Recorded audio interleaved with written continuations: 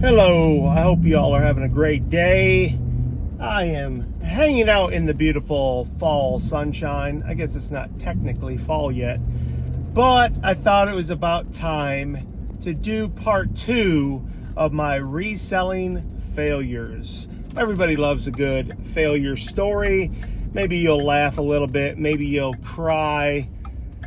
Who knows, but we're gonna go and drop some packages off here, and I'm going to tell you a little bit about some of the goofy things I did this past year as a newbie reseller.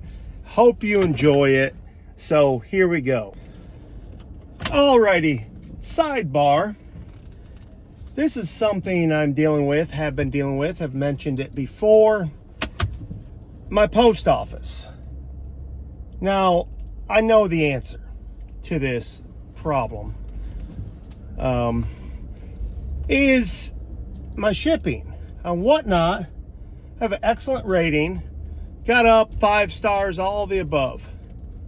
Well, I noticed my shipping scanning was at 98.6%, and it makes me angry because I always get my packages on time, but I drop them off in the back on the dock, which is what I'm doing right now with a couple big ones. But if it's after like noon, 12 o'clock, they won't scan them in. They ship them, whatever, drive them to Nashville, whatever they do. And then when they get to Nashville, they scan them the next day. So even though I'm on time, they don't get scanned in on time, and then I get a hit. So I asked them, it really frustrates me, because why do you have people working the dock? Give them a scan gun, everything that goes on this dock, scan it, so it's the carrier has it. They have possession. That's the whole point.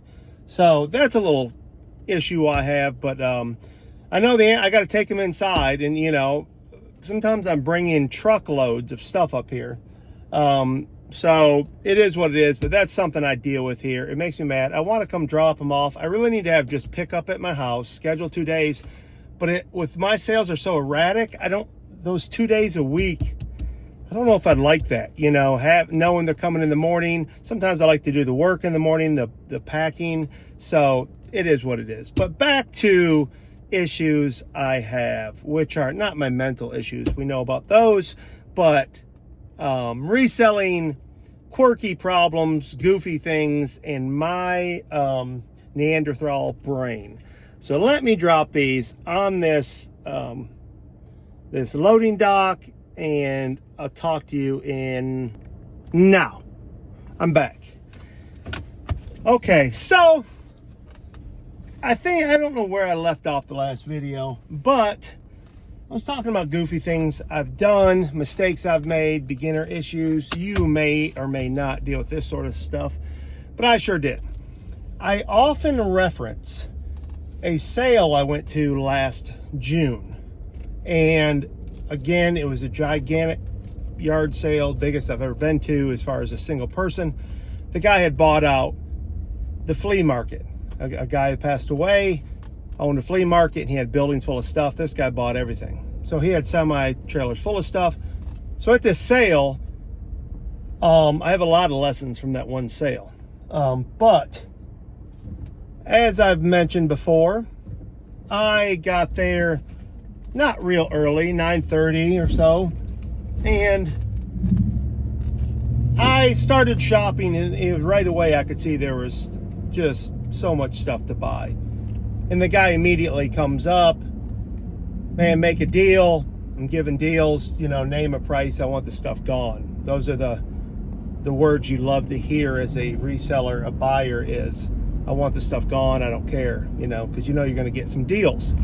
So what I did is I started making up boxes, bringing it up. They had this little table up front, and I would bring stuff up there, and I'd say, what do you think? He goes, I don't know. And I'd be like, $20, $10, whatever. And he'd just say yes every time. I mean, I was getting unbelievable deals, but he would have took a lot less. Like the times I said $20, if I would have said 5, he would have took it. I know, because he was doing it with everyone. But I knew I was getting value, and I don't want to I do, you know, trust me, I will barter. I have no issues whatsoever with getting a deal. But sometimes I'm looking around, I'm like, I want the in with all this stuff. I really want to be like, all right, stop the sale, send everyone away, let me pick what I want, and then invite everyone back. That's my kind of mindset is, you know, I often find ins or advantageous relationships by just being a little less greedy. And it's not really greedy, because nothing wrong with asking for a deal or bartering. Some people do it on anything. That's just the rule of thumb. I'm not that way. Nothing wrong with either way. But I tend to find myself in some really good situations by just kind of being, I don't know, I'm not like toot my own horn, but just kind of honest. Just, you know, give me a good deal. I'm going to, you know, I'll pay up for this, and, you know, give me a good deal on that. It all works out and we'll have a good relationship. So that's what I was doing. Well, it was hot. This is the South, and I mean, soaking. I'd never forget, man, a cool piece. I wish I could have kept and redid. It wound up not being that great unless you totally redo it, like that old show, like The Count of Cars or whatever that show was, or Pawn Stars, where they redo it, like have somebody powder coat it. I mean, completely restore it. I got I think it's 1950s. Well, it had to be because it was Cadillac. It was a stroller shaped like a pink Cadillac, and it was awesome. And it just had some surface rust. You know, the tops, it still had the top, the vinyl top that accordioned, and it was just cool. And it had spring-loaded wheels. I mean, it was a Cadillac of strollers back in the day. Why? I was thinking he's gonna say 100, 150, and I go, how much? He goes, what would you give for it? And I'm like, I hate this. I don't want to give 150 for this thing. Wasn't even gonna comp it. I certain things I can see value in, you know, no matter what the market is. And I said, man, I don't really want to price. He goes, I mean, would you do 25 bucks? I said, sold. No questions asked. That was a no-brainer for me. Well, I take it and I push it aside, and, you know, I go get a piece of cardboard he had boxes everywhere. You know, a lot of this stuff was boxes of, you know, just one kind of VHS tape, like some sort of World War II airplanes, you know, and there may have been 3 different varieties, but the whole box was that thing, you know, just multiples, quantities, volume of stuff that isn't necessarily stuff you'd buy, but, you know, at that time, I'm just buying everything. Rule number 1, do not do that. But I did it. So after I get so much, I load my car, I can't even shut the door. I can't even fit the stroller in there. I have to come back for it. I drive home, and I'm telling my wife, I'm so pumped up. She doesn't want to go back with me. It's hot. I'm soaking. I jump in the shower, rinse off, put different clothes on, go back. I did the same thing. I'm walking around these tables. I'm telling you, his front yard is probably a half acre, something like that, at least a quarter acre. And he had to have 10, 20, 50 tables at least, like long 8-foot tables, you know, a trampoline full of stuff. And he had a shop out there. He had just stuff laying everywhere. So I shop again, fill another vehicle, pay him. Well, on that trip, this is a funny thing I'd forgot about, but I'm going to tell you. Every time I went to go pay, he had his girlfriend or fiance up there at a little card table with stuff all around it, and there's records and just stuff. There's so much stuff to look through. It was like its own flea market. And there was a table full of jewelry. Now, there's a lesson for all you. Whenever you see something like that, look at it. If it's that cheap, take the chance. If nothing else, costume jewelry sells, buy it. Because when I got back on my second trip home, changed again, he said, yeah, you should have bought all that jewelry, and I'm telling you, would have given it to me for $3 if I asked, you know. A jeweler, somebody had tipped somebody off. A jeweler came, had his gold tester and all that, scale, bought all the jewelry. And there's gold all over the place. Neither one of us knew. I could have bought it for probably $5. And I considered it, but at that time I was so busy looking at vintage toys and and just antiques and just stuff like that it was like, costume jewelry, I may pick that up later, but I should have jumped on it. So there's a good lesson for you. And then so let me get some gas here. I'll be back in now. So anyhow, make sure you look at jewelry closely. It's not the first or the last time that I've found gold and did or didn't get it. So that being said, that's another story for another day. But so I continued buying. He had a shed. I go in the shed. There's all sorts of old radios. I've told that story. I've made a lot of money off that. And that's where I spent the most money. I bought the entire shed for $300. And to this day, it probably still, unless he's got rid of it, there were stand-up wooden antique radios I just couldn't go back and get. I had nowhere to put them, and there's so much value there. But I took so much, you just wouldn't believe it. I mean, hog wild. So fast forward, I take one more trip home. So been home, this is my third time now, and every single time I jump in the shower, just real quick, rinse off, 30 seconds, throw more clothes on, go back. It's that hot, and I'm sweating out of my clothes, and I can't stand that feeling. Even though my whole life I've worked outside and been a contractor, carpenter, used to it, but I hate the feeling. So I get some more stuff, and I just keep going back over stuff I wasn't going to buy, and excuse me. And mind you, people are buying stuff all around me, but there's just stuff I'm like, it's so cheap. Well, finally I was done. I'm like, all right, I bought the shed. I made plans to come back, and me and him are walking around, and he kept coming up to you. There's so many people coming through here. Like, there was a guy in that shed with all the records and old stereos, and there was some for parts and some that looked like they were working. Boxes of tubes, new in the box, vacuum tubes. And he had a guy that was, like a professional antique dealer. He was a reseller, but, of a different ilk. And he was, really lowballing them. Well, the guy, the homeowner, we walked together, and he's a pretty cool dude. He's like, dude, he goes, I don't want that guy here. He goes, he's kind of lowballed me all day. He goes, you can have it. He goes, matter of fact, he goes, I know. And he knew the value of some stuff. But he was okay getting rid of it. I mean, he had semis, had this stuff for years. Now it was a burden to him. He'd already made his money off the stuff and trying to just move it. Well, because it wasn't like I was doing anything wild, like just giving away money, but there are people, trying to get a box for $1, and he was saying yes, and I'm like, I'll give it 5 or 10, just being, honest. And, a box I know I'm going to get $150 out of, I don't care to spend $10 or whatever, especially at that point. So we got to talking, and we're walking by. He had this big, giant weeping willow, and I had avoided that area. He had tarps out there, and it was all porcelain dolls and looked like just dolls. And I mean, by the hundreds, boxes of porcelain dolls, big ones.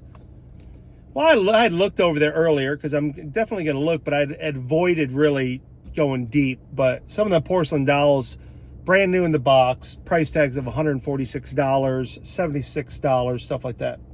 Well, we're walking by there, and he goes, take these dolls, man. I go, man, I don't want them. I go, seriously. I go, I'm done. And at that point, I think I spent like $600 that day. And like I said, what was that? Three carloads, as much as I could fit, where literally driving with stuff stacked. And I said, man, and he goes, give me $100. Well, what I didn't mention is there were boxes of vintage Barbie dolls from the 60s, 70s, a lot of clothing. And by the way, here's another part to that story about the gold. When I started inquiring about the Barbie dolls, he said his girlfriend, when I went home, one of the first trip, his girlfriend sold an entire trash bag full. He said you couldn't hardly close it. And I don't know if it's a white one, black one. Either way, if you know, you know that Barbie clothes are more valuable than the dolls. If you have the doll without the clothes, it isn't worth anything. If you have the clothes without the doll, you have more than you have with the doll, if you know what I mean. Well, she sold the entire trash bag for $5, and I missed it. So, of all the deals I got, I did miss the two monsters, because there's no telling what that bag's worth. $1,000, no doubt. No doubt. I mean, if it was what it was, if it fit the dolls that I ended up getting, then yeah.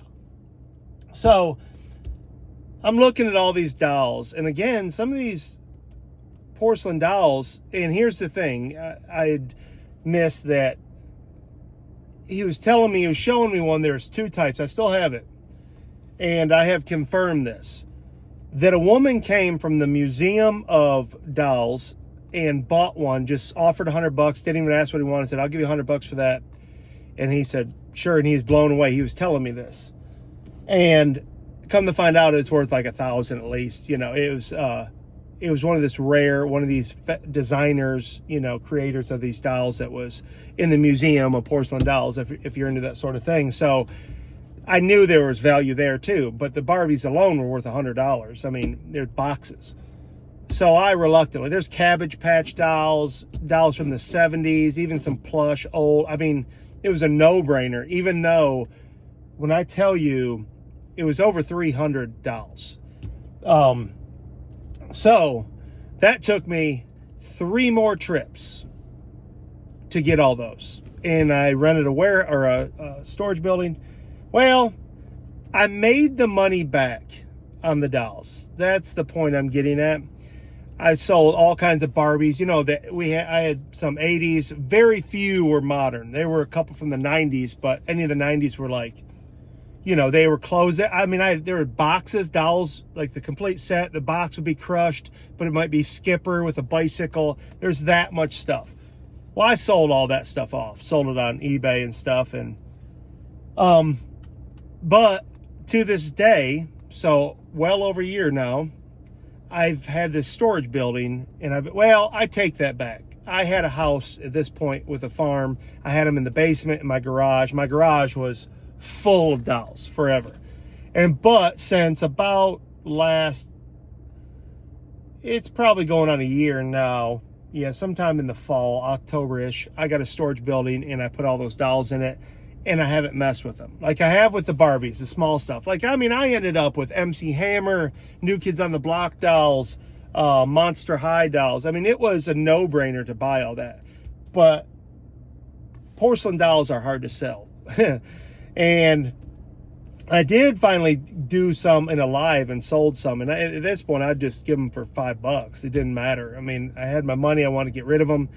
But that's what I'm going to do this week. I'm trying to empty that out. On the 12th of this month, I got 2 days. And then my payments due again on my 3rd storage building. And so you think about that all year, the money I have into that. Now, mind you, I had household stuff because we moved to a smaller house that we're renting till we can build or find another place. And I don't have the space. So I did have personal stuff in there, but I've been paying on storage. And that's what I'm trying to do, is reduce this. The other thing I have right here are 2 of them. I got an A stock, and I bought 47 seat covers. Well, the one they had up there was, I won the bid for $45, and I got 47.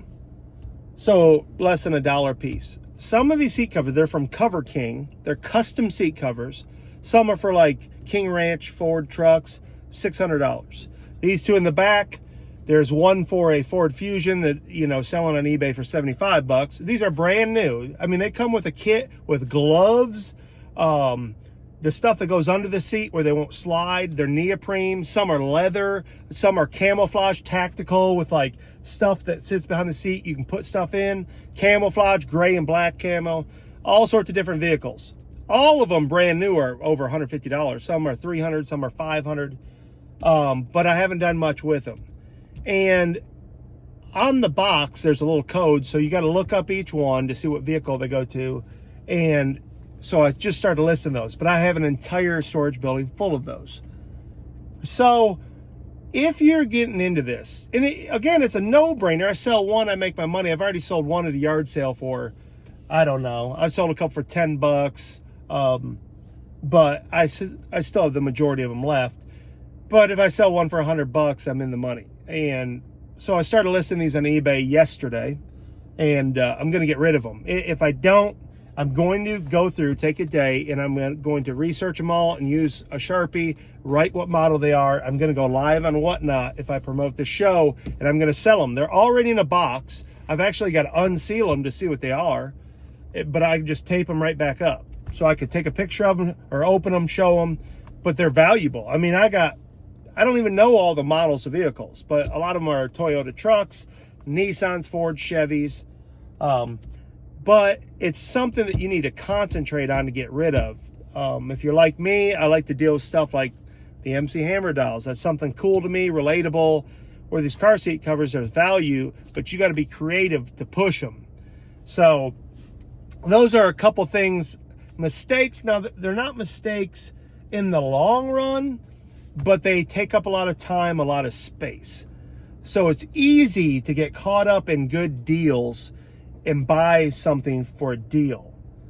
The part of hustling and flipping is the part where you sell it. That's the key to this whole game. Is now, like these car seats, now I'm a little more focused. Fourth quarter's coming up. I've been listing. Now I'm looking at these. I'm like, I'm getting rid of that storage building too. I'm going to start saving $150 a month. Use one storage building. Work on my shed out back, just minimize stuff and get where I can store efficiently and with less money, because it can start eating you alive. I'm paying $150, $200 a month in storage. How long does that last? How fast is that eating through your profit? So just be careful not to go broke on a sale. Now, I'm not going to go broke on a sale, but I needed to push this stuff early and not deal with the storage, because you think, doesn't take long, $600, $800.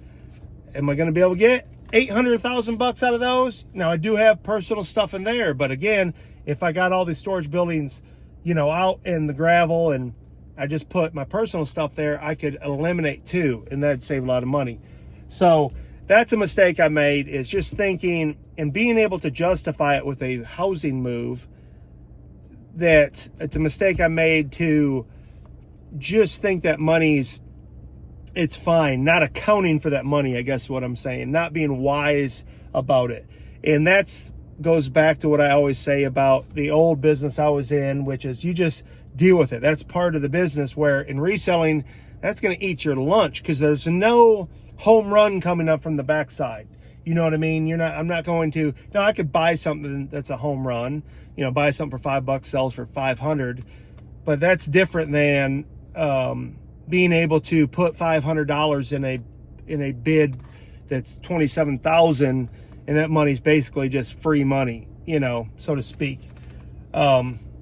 So just be aware of that. Be careful not buying so much that you can't deal with it.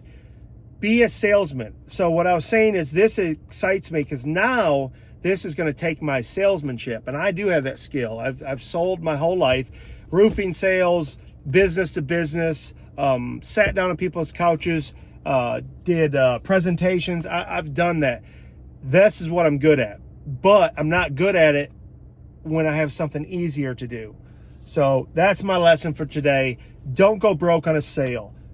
Be wise, have discipline, make wise decisions on what you buy, and you'll be extremely successful.